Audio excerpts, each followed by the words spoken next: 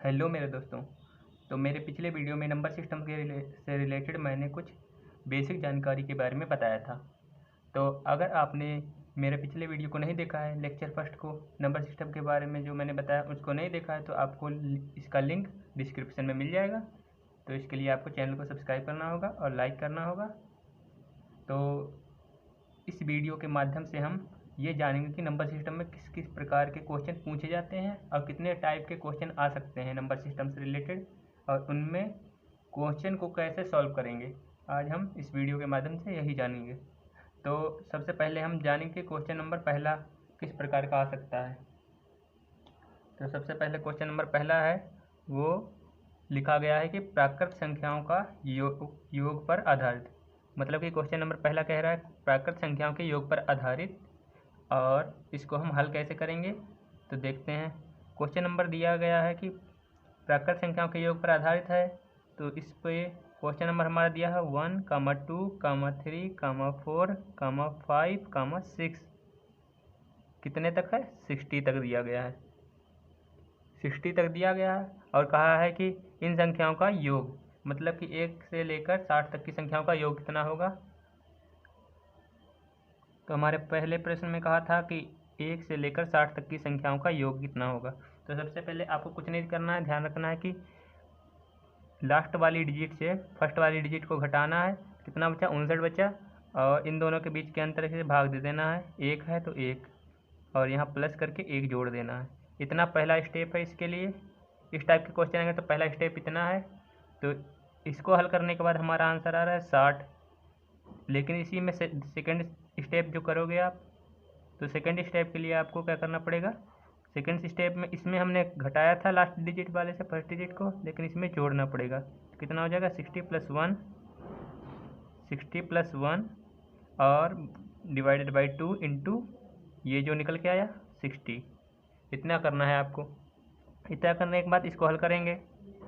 इसको हल करने के बाद हमारा आ जाएगा आंसर 61 इंटू 30, और इनको गुणा करेंगे 3, 3, 6, 18 एंड 0। तो हमारा आंसर आ गया 1830। अगर आप इसको सॉल्व करना चाहते हो दिमाग में, मतलब जल्दी से शॉर्टकट ट्रिक से, तो आपको क्या करना पड़ेगा। तो हमें ये याद रखना पड़ेगा कि पहले क्या करना है, हमें घटाना है और इसमें 1 जोड़ देना है। और सेकेंड स्टेप में क्या करना है, सेकेंड स्टेप में क्या करना है, लास्ट वाली डिजिट से पहली वाली डिजिट को जोड़ देना है और डिवाइड कर देना है 2 से, और यहाँ पर जो आंसर आया था हमारा उसको यहाँ लिख देना है। तो इसको हम शॉर्टकट ट्रिक से भी कर सकते थे कि इसको दिमाग में लगाते तो 59 और 60, 60 माइनस 1 59 होता है, और इसमें हमें 1 जोड़ना है तो 60 हो जाएगा। और हमारे दोनों का अंतर क्या है? 1 है, तो हमें भाग देने की ज़रूरत ही नहीं है। तो इसी प्रकार दूसरा क्वेश्चन आप देखोगे। दूसरा क्वेश्चन क्या कह रहा है? दूसरा क्वेश्चन कह रहा है कि 21, 22, 23, 24 और 75। 21 से लेकर 75 तक की संख्याओं का योग कितना होगा। तो मैंने कहा था कि 75 लास्ट डिजिट है, तो 75 लास्ट डिजिट है, तो मैंने कहा था 75 लास्ट डिजिट है, तो मैंने कहा था कि घटाना पड़ेगा ना, लास्ट डिजिट से फर्स्ट डिजिट को घटाना पड़ेगा। तो 75 माइनस 21, इसको आप दिमाग में लगाओगे। 75 माइनस 21 मैं आपको दिखा रहा हूँ ताकि आपको समझ में आ जाए। आप इसको चाहो तो जल्दी से कर सकते हो। तो 75 माइनस 21 मैंने कहा था, और इन दो संख्याओं के बीच का अंतर कितना है? 1, और मैंने कहा था +1 करना है। इतना करने के बाद इसको जब हल करोगे आप, कितना आ जाएगा? 5 में से 1 घटाए 4, और 7 में से 2 घटाने पर 5 बचेगा, और एक ये 1, तो कितना हो जाएगा? 55। इतना हो जाने के बाद आपको मैंने बताया था कि लास्ट डिजिट में, ये तो हमारा फर्स्ट स्टेप हो गया। सेकंड स्टेप में आपको क्या करना है, लास्ट डिजिट में फर्स्ट डिजिट जोड़ना है और 2 से भाग देना है, और गुणे जो हमारा ये आंसर आया 55। इसको हल करने के बाद क्या आता है देखते हैं। 96 आएगा इनको जोड़ने के बाद 55। इसको दे दो भाग, 2 चौके 8, 2 अट्ठे 16, और 55, 8 पंजे 40, 8 पंजे 40, 8 पंचे 40 आया, 40 का 0 हासिल लगा 4, हासिल बच्चे 4, और 5 चौके 20, 8 पंचे 40, 20 40 60 4 64, हासिल 6 बचे, और 5 चौके 20, 20 और 6 26, तो हमारा आंसर इतना आ गया 2640। तो आप इसको दिमाग में भी कर सकते थे शॉर्टकट ट्रिक से। अगर आपकी कैलकुलेशन तेज़ है तो आप इसको बहुत स्पीड में कर सकते हो। इसी प्रकार के क्वेश्चन दिए गए हैं, तो इसी प्रकार के 6 क्वेश्चन दिए गए हैं, आपको ये क्वेश्चन सॉल्व करनी है।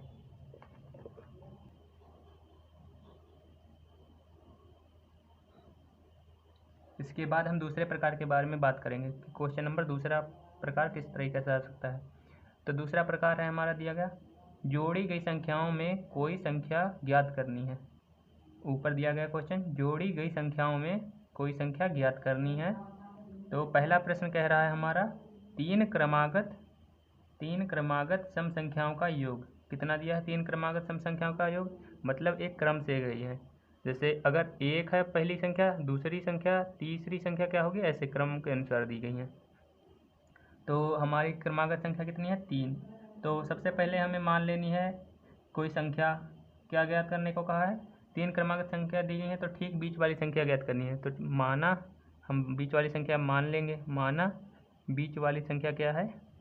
बीच वाली संख्या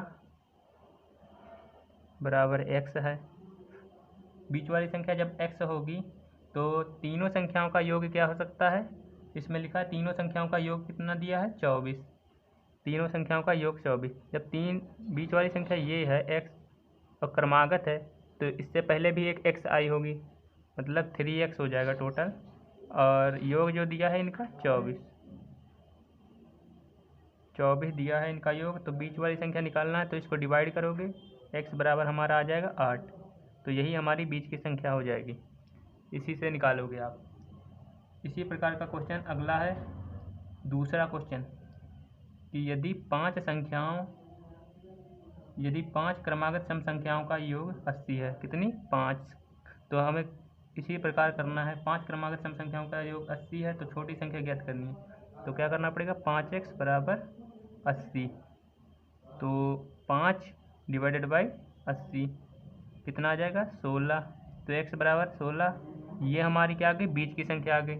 दूसरे टाइप के क्वेश्चन में ये हमारी बीच की संख्या आ गई 16, और कहा गया कि छोटी संख्या ज्ञात करनी है।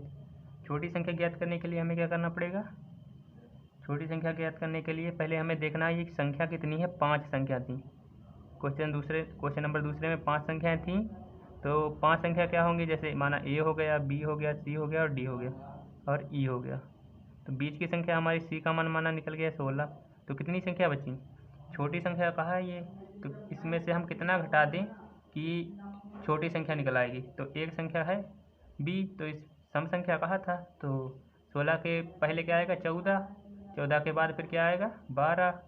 तो हमारी सम संख्या क्या आ जाएगी? छोटी सम संख्या 12 आ जाएगी।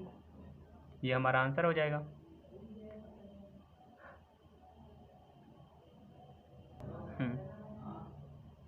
इसके बाद क्वेश्चन नंबर तीसरा देखते हैं। क्वेश्चन नंबर तीसरे में क्या कह रहा है कि 5 विषम संख्याओं, मतलब कि 5 क्रमागत विषम संख्या का योग कितना दिया गया है? 145। 5 क्रमागत विषम संख्याओं का योग 145 दिया है। तो सबसे छोटी विषम संख्या क्या है? तो इसमें इसी के तरीके से है। 5 क्रमागत विषम संख्याओं का योग दिया है, तो 5x इज इक्वल टू 145। इसको डिवाइड कर दोगे, कितना आ जाएगा? 29 आ गया। x बराबर 29।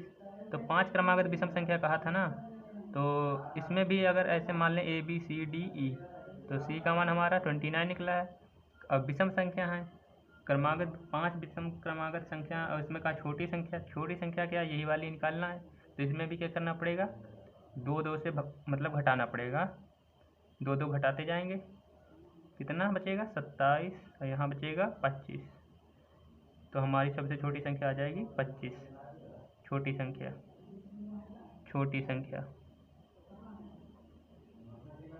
संख्या हमारी आ गई 25। ये आप शॉर्टकट तरीके से लगा सकते हो।